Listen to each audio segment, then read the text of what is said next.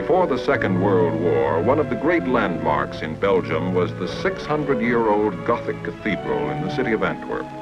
Towering over the city, this architectural achievement was a spiritual symbol, linking the inhabitants with a great cultural past.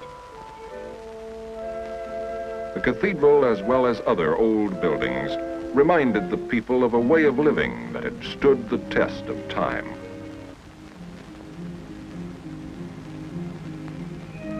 Another aspect of Antwerp before the war was a forward-looking, energetic spirit. Antwerp built the first skyscraper in Europe, 25 stories high. Selecting the best from the past and the present, the people preferred a mild attitude toward life. They looked with contempt on the fascist ways that had developed in Nazi Germany, a short distance away. Antwerp, since the Middle Ages, had been a trading center. Its port was the greatest on the continent of Europe. The harbor, with its vast machinery capable of handling tremendous volumes of import and export trade, brought Antwerp into close contact with the world outside the city. But one contact became inevitably a clash. A war between great powers threatened the peaceful life of Antwerp. For a few months of 1939, Belgium tried to preserve its neutrality. Then Hitler, choosing Antwerp as one of his first targets, sent his planes swooping over the city, bringing to it death and destruction. Napoleon once said, "Antwerp is a gun pointed at the heart of England." To Adolf Hitler, the capture of Antwerp was a natural step in the plan to conquer England and the rest of the world. Antwerp was taken. For 4 years, the Belgian people existed and suffered under German rule.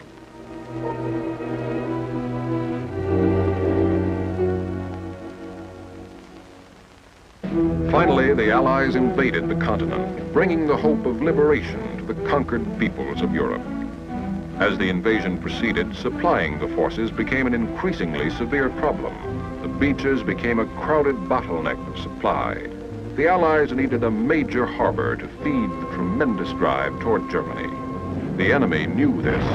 They bombed and wrecked Le Havre and all the large ports along the northern coast of France. Deprived of harbors, we found roads were the only answer. Roads became our lifeline, stretching farther and deeper into France. Supplies moved over one-way routes in a 24-hour delivery system now famous as the Red Ball Express. Day and night, the trucks rolled along the roads of France, bringing gasoline, ammunition, and food to frontline depots. The huge Allied force in France had only one small port, Cherbourg, through which supplies might flow. Cherbourg was hundreds of miles from the fighting front. The lines were stretched to the breaking point. We needed a port desperately. Antwerp, Germany's key to the invasion of England, could unlock the door to Germany. In a sudden 8-hour thrust of 110 miles, the British 11th Armored Division fought their way to the city. The troops rolled through the outskirts of Antwerp almost unchallenged. Several months before, no one would have dreamed that Antwerp was to be taken so easily. For 4 years, the people of Antwerp had known only oppression. Now the suddenness of liberation was overwhelming. In one day, life in the city changed entirely. The Belgian underground came out into the open, cleaning up small pockets of resistance. The thrilled inhabitants couldn't wait to express their happiness. During the day of liberation, there was street fighting one moment and rejoicing the next. The British tanks rumbled through the old city, past ancient buildings that would continue to tell of Antwerp's age and great past. Moving out into the edges of the city, Allied forces met stiffened resistance as the Nazis made a last-ditch but hopeless stand. In the dock area, German snipers remained to cause some trouble, but Canadian troops soon pushed them back across the Scheldt River. Ultimately, the dock area was cleared, although German troops held on for a while in the islands guarding the entrance to the port. Amazingly, Antwerp was taken almost intact. The whole port system of canals and docks fell undestroyed into Allied hands. The Germans had their explosives in place ready to demolish the harbor, but they waited too long. The underground seized the locks and over 600 cranes. These facilities were captured in such excellent condition that they could be used without delay. One obstacle remained. The entrance to the port had been heavily mined. Minesweepers that had done service along the British coast combed the lower Scheldt River, one of the most heavily mined areas of World War II. On November 28th, the first Allied ship, the Fort Cataraqui, came down the Scheldt River. It docked amid little fanfare, but its arrival signified a great change in the European supply picture. The cranes swung into action. Antwerp became the funnel for 50% of the Allied equipment arriving in Europe. Supplies poured in for the armies on the continent of Europe, for the Canadian First Army, the British Second, the U.S. Ninth, the U.S. First, the U.S. 15th, the U.S. Third, shells, gas, tires, food, tanks, and bells. Bells for the towns of Belgium. As the bells went back into the churches, the doubt and fear that had grown in the hearts of Belgian civilians began to subside. The bells told a joyous message. The enemy had gone. There were friends about now. There was nothing to fear.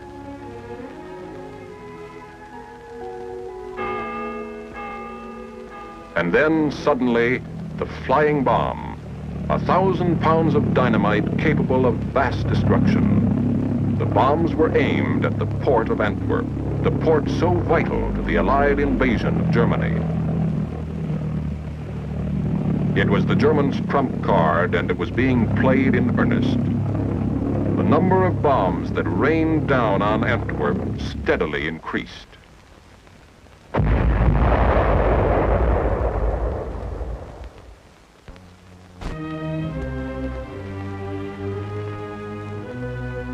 Some of them landed in the port. Many landed in the city. Life in Antwerp was transformed. Each bomb killed or wounded an average of 38 people. Old women, accustomed to a round of housekeeping and shopping, were suddenly crushed under tons of debris.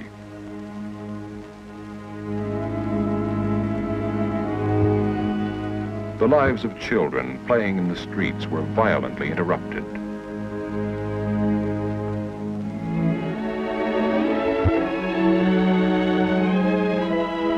Homes became a ghostly setting for those who escaped death.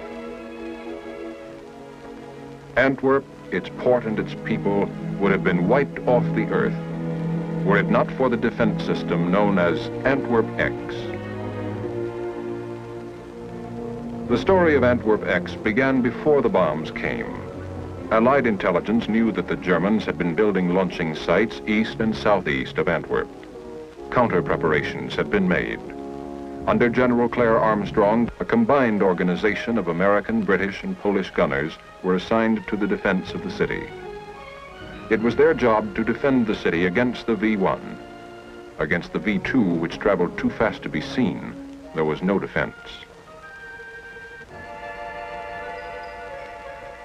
We knew that the German attack could come from many directions. Our strategy was one of shifting defenses.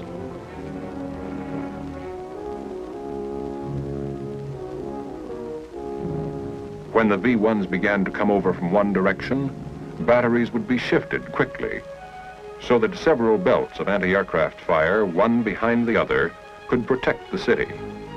To make this strategy a success, new lines of attack had to be expected, and anti-aircraft units had to move quickly from one position to another.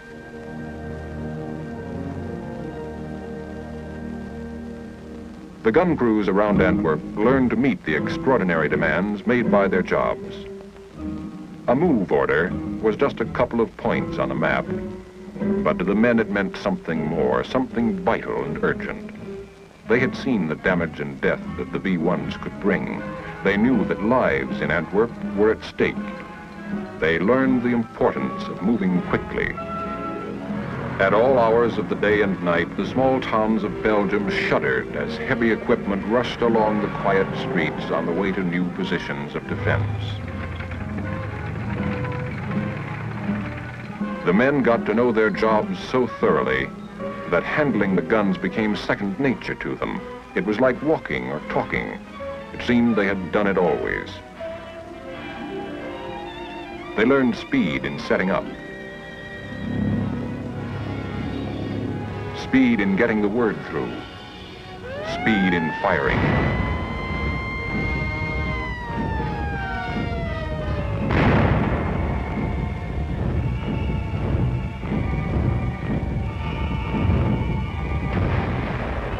They learned accuracy.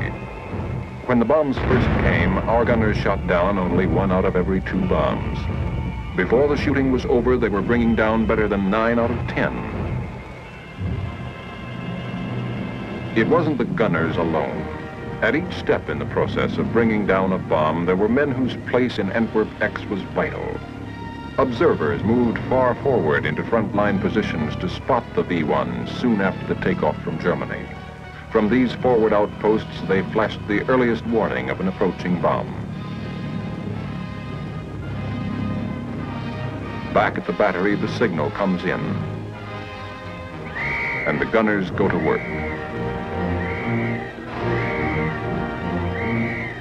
In a matter of seconds, each man is at his post, doing the job upon which all Antwerp was depending. A job of cooperation. A team of American and British troops blending its efforts. Through rapid estimations, the course of the bomb was plotted.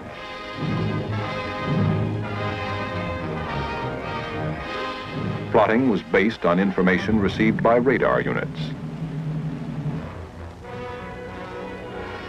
Antennas scanned the skies, listening, feeling, searching to discover the course of the bomb as exactly as possible. The bomb comes into range of the gun battery. And now the gun crews have their target.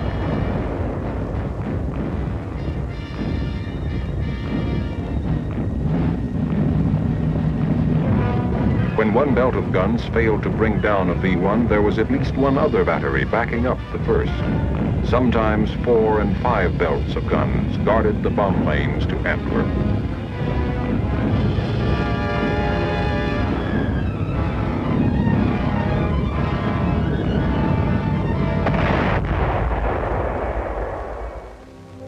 For 160 days, the men of Antwerp X were on duty every day.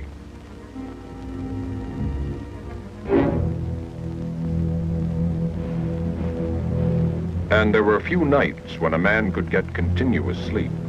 Sooner or later, there came an ominous sound in the night. The motorboat at the skies, and the V-1 flickered and glowed like a tiny firefly in the darkness. For 160 days, the people of Antwerp and the men defending it turned their eyes toward the sky. The black puffs were from our own guns. They were our defense. But the people saw them as the spots of a new disease that might afflict them endlessly. They wondered, how long can they keep it up? Will the supply ever give out? Will the bombs ever stop?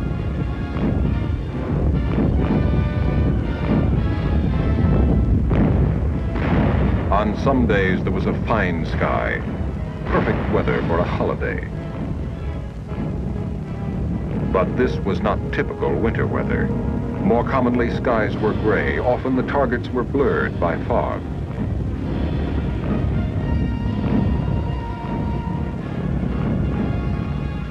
Early and late, in all kinds of weather, people gathered to watch, especially the children.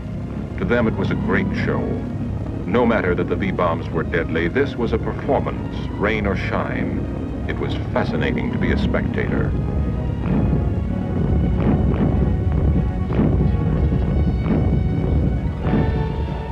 But to the civilians, it was a matter of life and death. Their homes and their city were in the balance. The gunners were their protectors and defenders.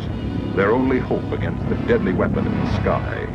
Action was frequent, the outcome was always in doubt.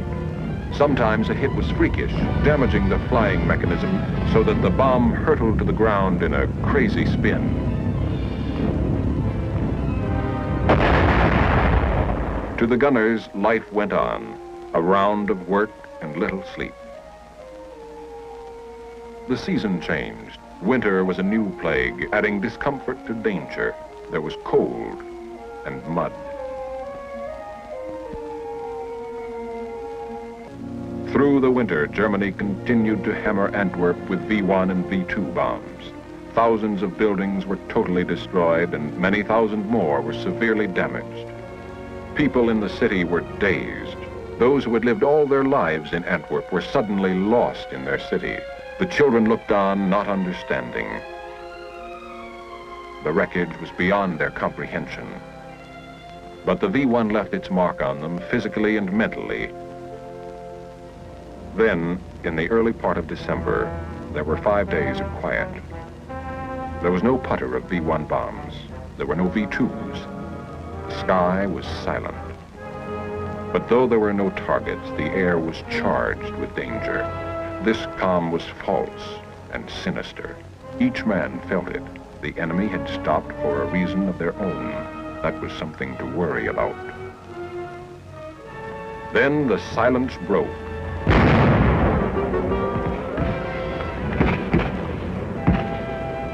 The German High Command, realizing the importance of the Allied supply source, poured all its ground strength into a huge, dangerous counteroffensive, the Battle of the Bulge. Antwerp was the goal. Reach Antwerp, and the Allied drive would falter and fail. Our position grew dangerous. Our men were forced back. We lost valuable equipment. The Allies met the drive, throwing everything they had against the enemy, every man, every piece of equipment. Our highly specialized army rushed cooks, clerks, and cartographers into frontline fighting positions. Standard fighting methods were thrown overboard. Anti-aircraft guns fired point blank into the enemy attack. But although the Allies suffered great damage, the result of the Battle of the Bulge was now clear. Von Rundstedt never reached the city that was his destination. Through it all, the port went on operating. The Belgian dock workers, heroic in the face of constant danger, continued to bring in the materials that were to reach the front in time for final victory. Truckload after truckload rolled through the streets of the city to the Western Front.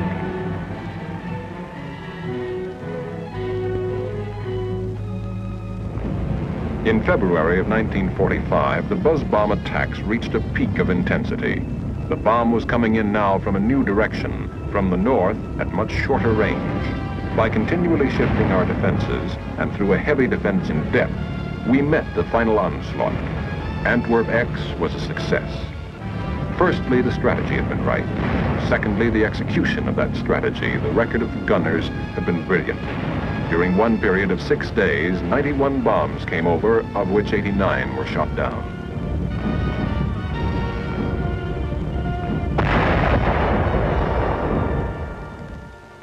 The number of bombs that penetrated the defenses of Antwerp were only a small proportion of the destructive avalanche that might have reached the city.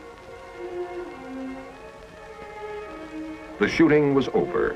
Hundreds of thousands of rounds of ammunition fired into the sky had saved a city and protected a vital port. Antwerp X had played a major role in bringing the war in Europe to a rapid conclusion. Antwerp survived a war while being in the very center of it. The people had paid a price in lives and property. But beneath the surface, there had been a profound change. During 4 years of terror and suffering, they had gained a deeper understanding of human values, a renewed love for their traditions of culture and goodwill.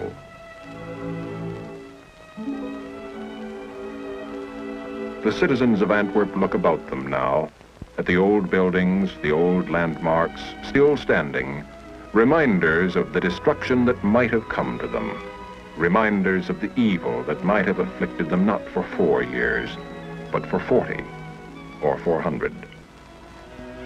Their city lives on, a monument for the whole world to see, an affirmation of the good that is in mankind, that can survive.